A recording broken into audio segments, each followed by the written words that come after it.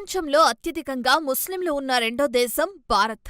అలాగే ప్రపంచవ్యాప్తంగా వివిధ దేశాలలో హిందువులున్న సంగతి తెలిసిందే. అయితే పూర్తిగా హిందూ దేశం అంతా అనుకుంటున్నట్లు భారత్ కాదు, నేపాల్. నేపాల్లో పూర్తిగా హిందువులు మాత్రమే ఉన్నారు. కానీ విదేశాల్లో, ముఖ్యంగా మన శత్రు దేశం పాకిస్తాన్లో హిందువుల జనాభా పెరుగుతుండటం విశేషం. మన దేశంలో హిందువులతో పోల్చితే ముస్లిం జనాభా పెరుగుతుంటే పాకిస్తాన్లో మాత్రం రివర్స్లో ఉంది. అక్కడ ముస్లింస్తో పోలిస్తే హిందువుల జనాభా పెరుగుతోందట.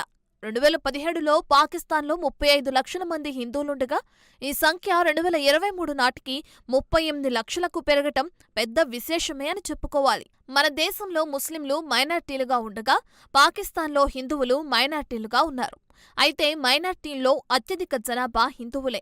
ఇక మైనార్టీల్లో భాగంగా ఉన్న క్రైస్తవుల జనాభా 1.27% నుంచి 1.37%కి పెరిగింది. పాకిస్తాన్లో 2017లో క్రైస్తవులు 26 లక్షల మంది ఉండగా వారి సంఖ్య 2023 నాటికి 33 లక్షలకు చేరింది.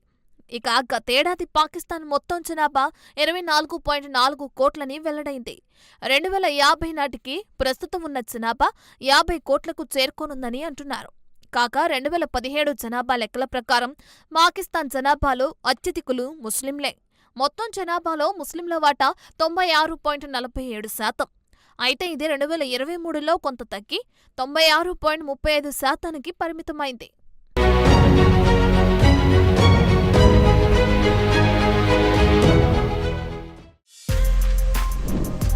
For more videos like this, subscribe Big TV channel.